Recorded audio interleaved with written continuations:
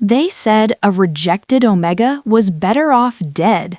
When the Shadow Peak Pack accused Nyxara Vale of treason and cast her into the frozen north, they assumed the wolves would finish what they started. But she didn't break. She endured because of a silver-furred pup she found half-frozen in a hollowed log. She wrapped him in her only blanket and whispered her grief into his fur. She thought she was keeping a dying stray alive. She had no idea that by nursing him back to health, she was igniting a kingdom's reckoning. Because that wasn't just a pup, and the 4 massive alphas surrounding her cabin in the snow, they didn't come to execute her. They came to kneel. The northern wilderness strips away everything soft. It leaves only bone-deep cold and the question of whether you'll survive another night. Nyxara Vale had once been the daughter of a respected councilman of the Shadow Peak Pack. Now she was packless, a disgraced Omega hiding in a decaying cabin on the border of Dead Man's Ridge. Her crime? She had witnessed the Alpha's advisor embezzling pack resources. He hadn't appreciated her integrity. A few forged documents and false testimony later, her own father had condemned her before the entire pack. She wasn't just exiled, she was unmade. "You are no daughter of mine," her father had declared, his eyes empty of recognition. "Leave before I'm forced to remember your face." So she fled. Her days became a merciless rhythm: split firewood, set snares, boil snow, survive. It was brutal, but it was hers, until the morning she found Ashen. What happens when a rejected Omega discovers the stray she saved is actually a high alpha and 4 terrifying warriors have come to take him back? Like and subscribe if you're ready to see Nyxara go from exiled prey to the queen who makes alphas bow. Comment below where you're watching from. The wind had teeth in the north. It bit through the gaps in the cabin walls and gnawed at Nyxara's bones while she slept. She'd learned to wake before dawn, not because she wanted to, but because the fire always died in the coldest hours, and if she didn't restart it quickly, her fingers would go numb. This morning was no different. She rolled off the thin mattress, her breath misting in the air, and wrapped herself in the threadbare wool blanket that used to belong to whoever lived here before her. The cabin was a relic, abandoned by some trapper who'd either died or given up. 3 of the 4 walls still stood. The roof leaked when it rained. The door didn't lock. But it was shelter, and in Dead Man's Ridge, shelter meant survival. Nyxara grabbed the dented metal pot from the corner and trudged outside into the knee-deep snow.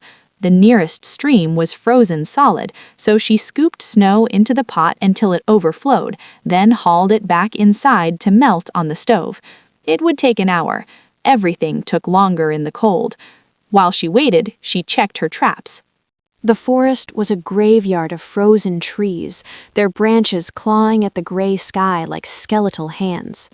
Nyxara moved through them quietly, her boots crunching over ice. The first 2 traps were empty.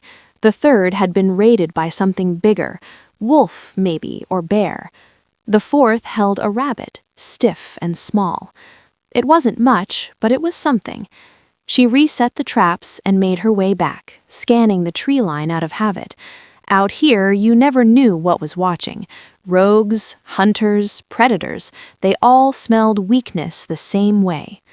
Back inside, she skinned the rabbit with a blade that desperately needed sharpening and set the meat to cook.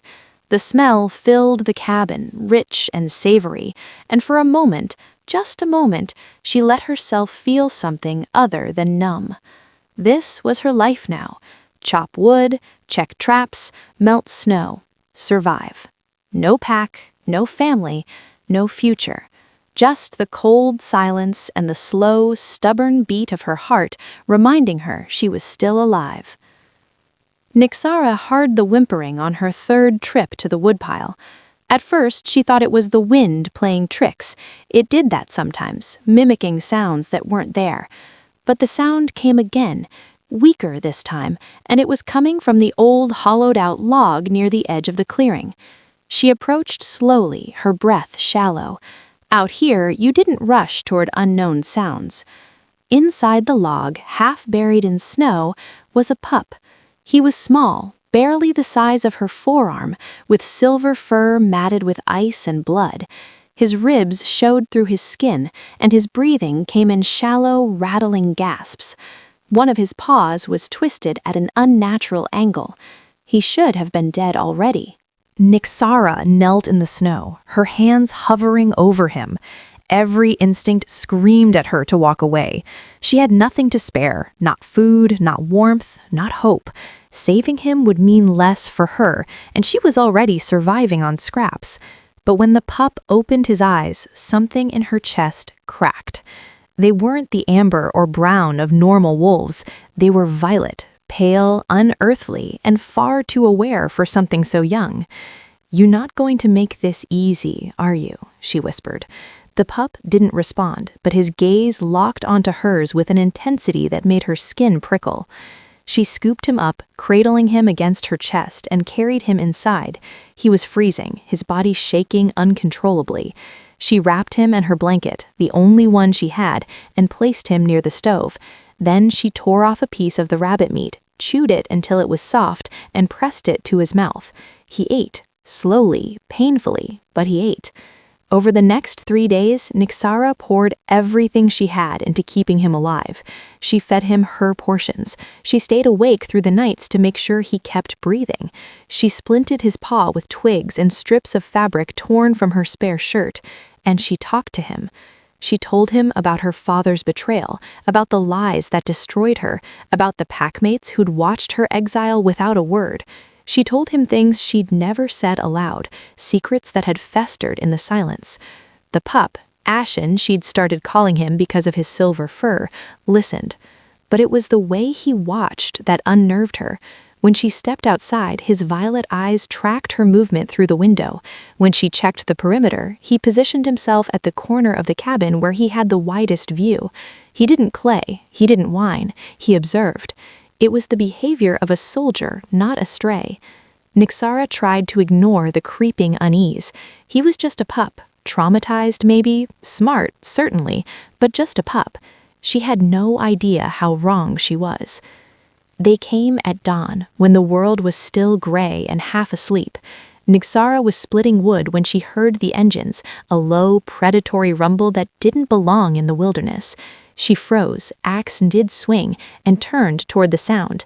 4 matte black vehicles emerged from the tree line like shadows given form. They moved in perfect formation, too coordinated to be a coincidence, and stopped 30 yards from her cabin in a semicircle that felt distinctly like a trap. The engines cut simultaneously. Silence. Nyxara's pulse hammered in her throat. She tightened her grip on the axe, her mind racing through possibilities. Hunters? No, hunters didn't travel in convoys. Rogues? They didn't have vehicles like that, which meant these were pack wolves, and pack wolves in Dead Man's Ridge only meant one thing. They were here for her. The doors opened, and 4 men stepped out. They weren't just large, they were built like weapons. Each one stood well over 6 feet, their frames broad and powerful beneath dark tactical clothing that looked military grade. They moved with the kind of controlled precision that came from years of training, their boots crunching over snow in perfect sync. But it was their eyes that stopped her breath.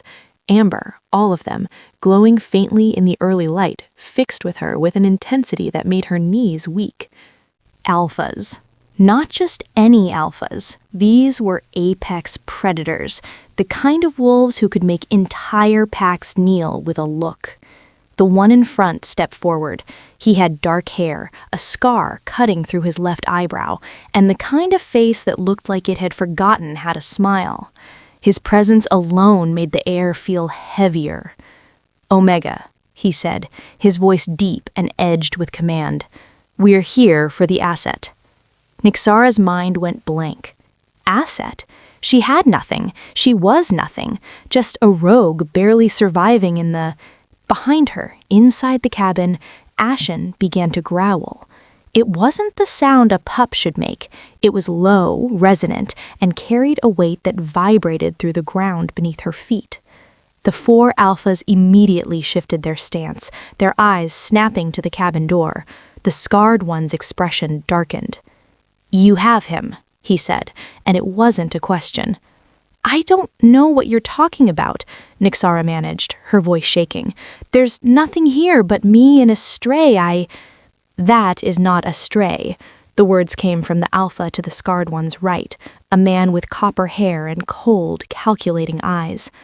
"That is the crown asset of the Nightshade Sovereignty, and you, Omega, have been harboring him for 3 days." The world tilted. Crown asset, Nightshade Sovereignty. Those were names whispered in fear across every pack territory, legends of the most dangerous wolves in existence. And she'd been feeding one rabbit scraps and calling him Ashen. "I didn't know. I swear, I didn't." The scarred alpha raised a hand, silencing her. "It doesn't matter what you knew. What matters is that you return him, now." Behind her, Ashen's growl deepened and the cabin door creaked open. 4 pairs of amber eyes widened in something that looked almost like shock. Then, in perfect unison, all 4 alphas dropped to one knee. Nyxara couldn't breathe. 4 of the most lethal-looking men she'd ever seen were on their knees in the snow, heads bowed, fists pressed to their chests, in a gesture of absolute submission, and they were bowing to the pup she'd been sharing rabbit scraps with for 3 days. Ashen stood in the cabin doorway, his silver fur bristling, violet eyes blazing with an authority that didn't belong in something so small. The growl rumbling from his chest made the air vibrate. The scarred alpha spoke first, his voice steady despite his posture. "High Alpha, we've come to bring you home." High Alpha. The words hit Nyxara like a physical blow. High alphas were myth, wolves so powerful they could command entire kingdoms, whose very presence could force submission from other alphas. They weren't supposed to be real. And she'd been splinting a paw with twigs. "Rise," Ashen's voice echoed in her mind, not spoken but felt, resonating through some connection she didn't understand. The 4 men stood in unison, their movements precise and controlled. The scarred alpha stepped forward, his amber eyes flicking briefly to Nyxara before returning to Ashen. "I am Kael Voss, first sovereign of the Nightshade Guard. We are your sworn protectors, High Alpha, and we have been searching for you since the coup." The copper-haired alpha beside him inclined his head. Raiden Ash, second sovereign, strategist and tracker. His calculating gaze swept over Nyxara, assessing her like a piece on a chessboard. "We lost your trail 3 weeks ago in the northern mountains." The third man was massive, broader than the others, with dark skin and hands that looked like they could crush stone. "Torvik Dane, third sovereign, your shield." His voice was a deep rumble, but there was unexpected gentleness in his eyes when they landed on Ashen's injured paw. The 4th alpha stood slightly apart from the others, his presence somehow quieter but no less dangerous. He had pale hair, sharp features, and eyes that seemed to see straight through Nyxara's skin. He didn't speak, only nodded once. "That's Eric's Night Vale," Kael supplied. "4th sovereign, the silent alpha. He hasn't spoken aloud in 7 years, but he hears everything." Nyxara's hands were shaking. "I don't understand. What coup? Why was he dying in the woods?" Kael's expression hardened. "There was a betrayal within the inner council. They attempted to poison the High Alpha during the succession ceremony. He shifted to his wolf form to survive the toxin, but it left him suppressed, trapped in that form, weakened, vulnerable. We've been hunting the traitors while searching for him." "He was supposed to die," Raiden added coldly. "They dumped him in the wilderness to freeze. They didn't account for an Omega with a bleeding heart." The words stung, but Nyxara couldn't argue. She had been foolish, reckless. She'd risked what little she had for a creature she didn't know. Ashen made a soft sound, and suddenly he was moving toward her, pressing his small body against her legs. The gesture was unmistakable, protective, possessive. All 4 sovereigns went rigid. Kale's eyes widened. No, that's impossible. What? Nyxara whispered. Raiden's calculating mask slipped into something like shock. She's the bond, the fated anchor. Torvik's voice was quiet with reverence. He's chosen her. Eric's simply stared, his pale eyes unreadable. Nyxara looked down at Ashen, at the pup who wasn't a pup at all, and felt the world shift beneath her feet for the second time that morning. What does that mean? She asked, though part of her already knew the answer. Kale met her gaze, his expression grave. It means, Omega, that you just became the most important wolf in the kingdom. Would you accept the bond?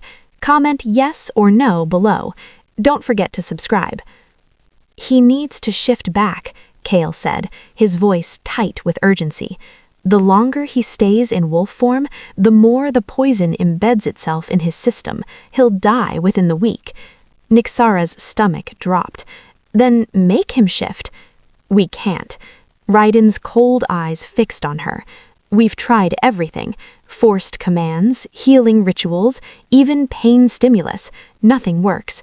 The toxin has locked him in this form, and only one thing can break that kind of curse. The fated bond. Torvik rumbled softly. A true mate's touch can override any poison, any curse. It's the strongest magic our kind possesses. Nyxara looked down at Ashen, at the pup who wasn't a pup at all, and felt the world shift beneath her feet for the second time that morning. What does that mean? She asked, though part of her already knew the answer. Kale met her gaze, his expression grave. It means, Omega, that you just became the most important wolf in the kingdom. How much? Whispered.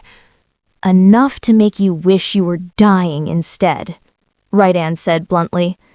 The bond doesn't form gently. It tears through every barrier, every wall you've built. It will rip open every wound you've ever hidden and force you to feel everything at once. Nyxara's breath came short and fast. She'd already been broken once. She wasn't sure she could survive being shattered again. But when she looked at Ashen, at the pup who'd listened to her secrets, who'd watched over her even while dying, she knew she didn't have a choice. What do I do? Kyle gestured to the cabin. Inside, private, the sovereigns will guard the perimeter. They moved quickly, the 4 alphas taking positions around the cabin like sentinels. Nyxara carried Ashen inside and closed the door, her hands trembling. She knelt on the floor and set him down gently. I don't know if this will work, she whispered, but I'm going to try. Ashen's eyes never left hers. Nyxara pulled off her jacket, then her flannel shirt, until she was bare from the waist up. The cold bit into her skin, but she ignored it. She gathered Ashen into her arms, pressing his small body against her chest, skin to fur, heartbeat to heartbeat. For a moment, nothing happened. Then the pain hit. It started as a burn in her chest, right over her heart, and spread like wildfire through her veins. She gasped, her vision blurring, but she didn't let go. Ashen whimpered, his body convulsing against hers, and she felt it, felt his agony, his fear, his desperate will to survive. The bond wasn't gentle. It was brutal and raw and all-consuming. It dragged every memory she'd buried to the surface, her father's rejection, the pack's betrayal, the nights she'd cried herself to sleep in this frozen wasteland. But it also dragged up something else. Ashen's memories flooded into her, the taste of poison on his tongue, the moment of betrayal, the cold certainty that he would die alone. And beneath it all, a single blazing truth. The moment he'd opened his eyes in that hollowed log and seen her, he'd known. She was his. The fire peaked, unbearable and searing, and then Ashen's body began to shift. Fur receded, bones cracked and reformed, and suddenly Nyxara wasn't holding a pup anymore. She was holding a man, naked and trembling, his silver hair falling across his face, his violet eyes boring into hers with recognition that felt older than time. "Hello, mate," he whispered, his voice rough and broken. "Thank you for saving my life." Then he collapsed against her, unconscious, and Nyxara held him while the bond hummed between them like a living thing. Ashen woke 6 hours later, dressed in clothes the sovereigns had brought, and immediately demanded they leave. "The traitors know I survived. They'll have scouts tracking your movements. This location is compromised." Kyle nodded grimly. "We have a safe house, the Obsidian Tower, downtown Seattle, 70 floors of reinforced steel and bulletproof glass. No one gets in without our approval." Nyxara looked around her tiny cabin, the rotting walls, the leaking roof, the cast-iron stove that had kept her alive through 3 brutal winters. It wasn't much, but it had been hers. "I can't just leave," she said quietly. Ashen's violet eyes found hers, and the bond between them hummed, warm and insistent. "You're not safe here anymore. The moment I marked you as mine, you became a target. They'll kill you to weaken me." The words settled over her like ice water. She'd spent months hiding from her past, and now it had found her anyway. Only this time, the stakes were a kingdom instead of just her life. "Pack what you need," Torvik said gently. "We leave in 10 minutes." The journey was a blur of black vehicles and highways, the wilderness giving way to sprawling suburbs, and then the jagged skyline of the city. Nyxara sat in the back seat next to Ashen, acutely aware of every place their bodies touched: shoulders, thighs, the occasional brush of fingers. The bond made her hyper-aware of him, of his breathing, his heartbeat, the tension coiled in his muscles. The Obsidian Tower rose above the city like a shard of night given form. It was all dark glass and sharp edges, imposing and impenetrable. The vehicles descended into an underground garage where armed guards nodded to Kale and stepped aside without question. They took a private elevator to the 70th floor. The penthouse was nothing like Nyxara's cabin. Floor-to-ceiling windows offered a dizzying view of the city below, the lights glittering like stars. The furniture was sleek and modern, all leather and chrome. Everything gleamed with wealth and power. She felt painfully out of place. "This is the war room," Raiden said, leading them to a massive table covered in maps, photographs, and documents. "We've been tracking the traitors' movements for weeks. They've consolidated power in the southern territories and are moving to legitimize their claim to the throne." Ashen leaned over the table, his expression hardening as he scanned the documents. "Who leads them?" "Chancellor Weimar," Kale said, his voice dark with anger. "Your father's most trusted advisor. He orchestrated the entire coup." Nyxara's blood ran cold. She knew that name. Every wolf knew that name. Weimar was a legend, cunning, ruthless, and utterly without mercy. "He's claiming you died in the assassination attempt. He's calling for a new election to fill the throne. If he wins, he'll have legal authority over every pack in the kingdom." "When is the election?" Ashen asked.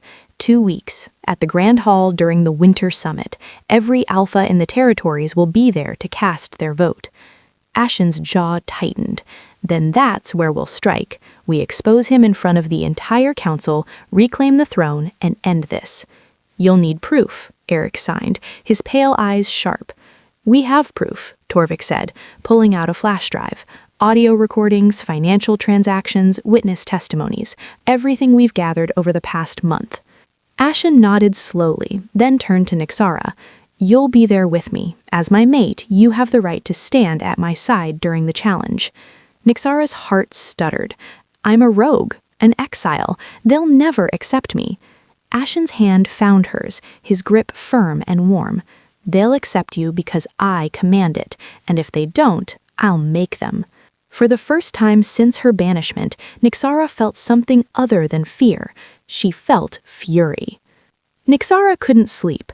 The penthouse had a guest room with a bed softer than anything she'd ever touched, but every time she closed her eyes, she saw her father's face, heard his voice, "You are no daughter of mine." She would have to face him at the summit, stand before the entire council while they judged her, whispered about her, remembered why she'd been cast out. The thought made her want to run back to the cabin, back to the cold silence where no one could hurt her. But running wouldn't save Ashen, and the bond wouldn't let her abandon him even if she tried. She found him on the balcony, 70 floors above the sleeping city, his silver hair catching the moonlight. He didn't turn when she approached, but she felt his awareness of her through the bond, a constant, thrumming connection that had only grown stronger since the shift. "You're afraid," he said quietly. "Terrified," she admitted. There was no point in lying. He could feel everything she felt. "They broke you once. You think they'll do it again?" Nyxara's throat tightened. "I'm not strong enough for this. I'm just an Omega, a rogue. I don't belong in your world." Ashen turned then, his violet eyes blazing with something fierce and protective. "You saved my life when you had every reason to let me die. You fed me when you were starving. You held me through the bond even though it was tearing you apart. Don't tell me you're not strong enough. That's different. That was just survival." "No," Ashen said, stepping closer. "That was courage, and you have more of it than any wolf I've ever known." The bond pulsed between them, warm and insistent, and Nyxara felt the truth of his words settle into her bones. "There's a way," Ashen said, his voice dropping, "to make you stronger, to tie our souls together permanently so that no one, not your father, not the council, not anyone, can ever make you feel weak again." Nyxara's breath caught. "The mating mark?" "Yes." His hand lifted, fingers ghosting over the curve of her neck where her pulse hammered. "It's permanent, irreversible. Once I mark you, you'll carry my strength, my authority, my power. You'll be able to command alphas, demand their submission, force them to kneel. But it also means you'll be mine, completely and forever." She should have been terrified. Every instinct screamed at her to run, to protect herself, to avoid being owned by anyone ever again. But when she looked at Ashen, really looked at him, she didn't see someone who wanted to cage her. She saw someone who wanted to set her free. "They call you the Wolf Eater," she whispered. "They say you're the most dangerous alpha alive." "I am," he said simply, "and if you accept this mark, that danger becomes yours to wield." Nyxara thought of her father's contempt, the council's judgment, the years she'd spent believing she was worthless, unlovable, broken beyond repair. She thought of the Omega who'd been thrown into the snow to die, and she thought of the woman who'd survived anyway. "Do it," she said, tilting her head to expose her throat. "Mark me." Ashen's eyes flashed with something primal and possessive. "Are you certain? Once this is done." "I'm certain." Her voice was steady now, fierce. "I'm done being afraid. I'm done letting them define me. Mark me, Ashen. Make me yours." He moved then, fast and deliberate, his mouth finding the curve of her neck. His teeth scraped over her pulse point, a warning, a promise. Then he bit down. The pain was immediate and blinding, but beneath it was something else. Power, flooding through her veins like liquid fire. She gasped, her hands clutching his shoulders, and felt the mark take hold, felt his strength becoming hers, his authority settling into her bones like armor. When he pulled back, his lips were stained with her blood, and his eyes were molten gold. "Mine," he growled, and the word resonated through the bond like a command from a god. Nyxara touched her neck, felt the raised scar already forming, and smiled. "Yours," she agreed. "Now let's go make them pay." The grand hall was exactly as Nyxara remembered. Soaring ceilings, stone pillars carved with ancient pack symbols, and rows of alphas seated in judgment, like kings presiding over their domains. The air reeked of power and entitlement, the same air that had choked her the day they'd condemned her. But she wasn't that broken Omega anymore. Ashen walked beside her, his presence commanding and absolute, with the 4 sovereigns flanking them like an honor guard. Every eye in the hall turned as they entered, the conversations dying into shocked silence. Chancellor Weimar sat at the head of the council table, his expression shifting from confidence to something close to terror as recognition dawned. "Impossible," he breathed. "You're dead." Ashen's smile was cold and sharp as a blade. "Disappointed?" Nyxara's gaze swept the room and found her father sitting among the council members, his face pale, his eyes widening as they landed on her, on the mark at her throat that proclaimed exactly who and what she was now, the High Alpha's mate. "This session is illegitimate," Ashen announced, his voice carrying through the hall with supernatural resonance. "I am alive, and I am here to reclaim what was stolen from me." Weimar stood, his hands raised in a placating gesture. "High Alpha, there has been a terrible misunderstanding. We thought you were dead. We were only trying to preserve the kingdom's stability." "By poisoning me?" Ashen's voice dropped to something deadly. "By dumping my body in the northern wilderness to freeze?" The hall erupted in whispers, alphas leaning toward each other, eyes wide with shock. Ridden stepped forward, holding up the flash drive. "We have evidence. Audio recordings of the conspiracy, financial transactions linking Weimar to the assassination attempt, and testimonies from the guards he bribed." Kale's voice was iron. "You orchestrated a coup. The penalty for treason against the High Alpha is death." Weimar's mask of composure shattered. "You can't prove anything. These are lies fabricated by a desperate—" "Kneel." The word came from Nyxara, and it wasn't a request. Power, Ashen's power, now hers through the mark, rolled through the hall like thunder. It slammed into Weimar with the force of a physical blow, driving him to his knees before he could stop himself. His face contorted with rage and humiliation, but his body betrayed him, forced into submission by an Omega he'd once dismissed as worthless. Nyxara walked forward, each step deliberate, until she stood directly before the council table, before her father. "Do you remember what you said to me?" she asked, quietly, her green eyes locked on his. "You told me to leave before you forgot I was ever your daughter." Her father's throat worked, but no sound came out. "Well, I left," Nyxara continued, her voice gaining strength. "I survived, and now I'm standing here as the mate of the wolf you tried to kill, wearing his mark, carrying his authority." She let the power flood through her voice, let it press down on every alpha in the room. "So tell me, Father, do you remember me now?" One by one, the council members began to kneel, some out of respect, some out of fear, but all of them bowing before the Omega they'd thrown away. Her father was the last to lower himself, his face ashen, his eyes filled with something that might have been regret. But Nyxara felt nothing for him anymore, no anger, no pain, no desperate need for his approval. Just cold, perfect indifference. Ashen's hand found hers, his fingers lacing through hers, and the bond hummed with pride and fierce satisfaction.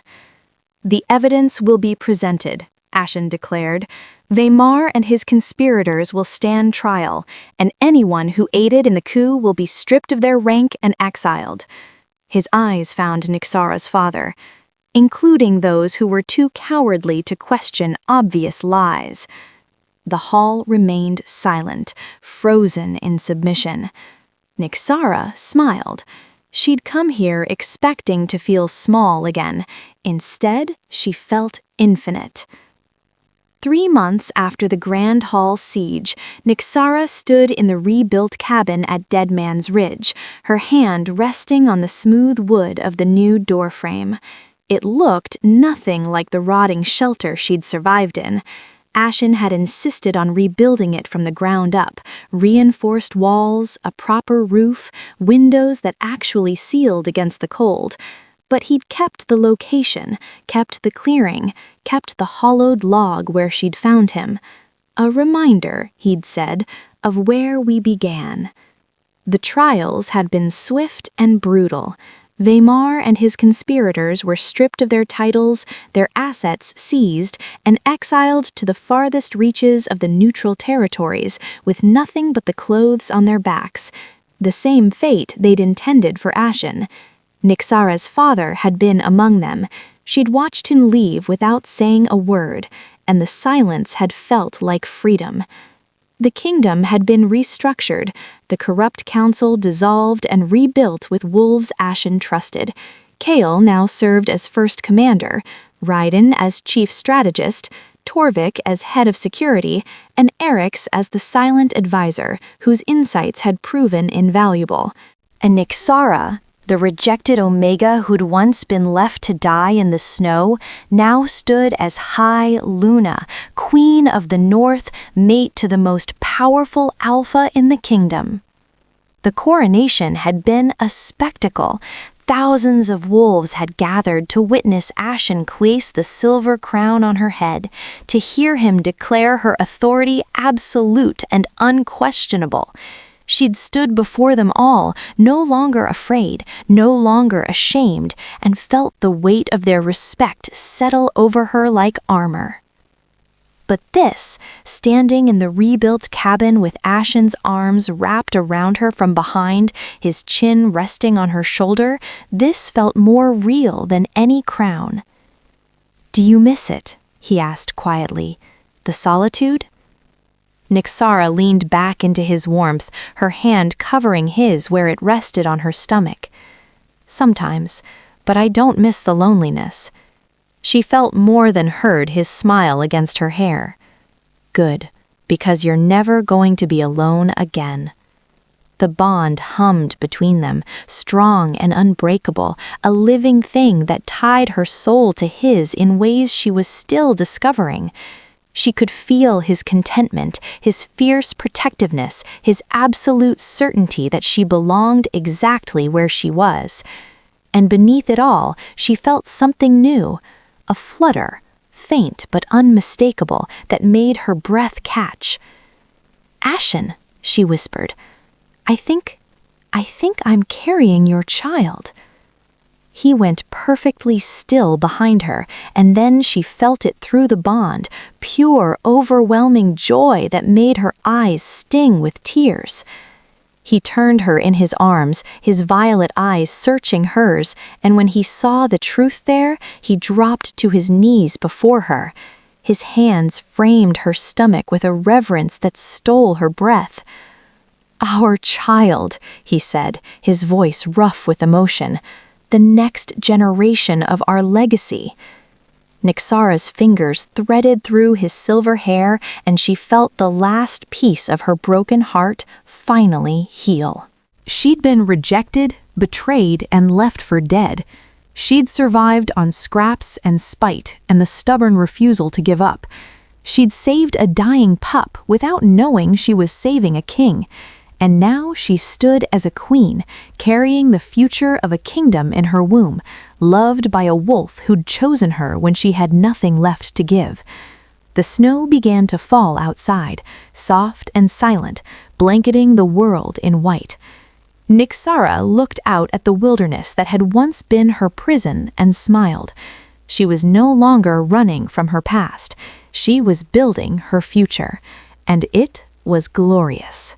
Thank you for reading Nyxara's journey from rejected Omega to Queen of the North. If you loved this story, like this video and subscribe to Moonbound Alpha Stories for more werewolf romance, fated mates, and powerful transformations. Comment below, what was your favorite moment? Which sovereign would you want as your protector? Kale, Raiden, Torvik, or Eric's. Turn on notifications so you never miss our next epic tale. More stories coming soon to Moonbound Alpha Stories, where every Omega finds their power and every Alpha finds their fate.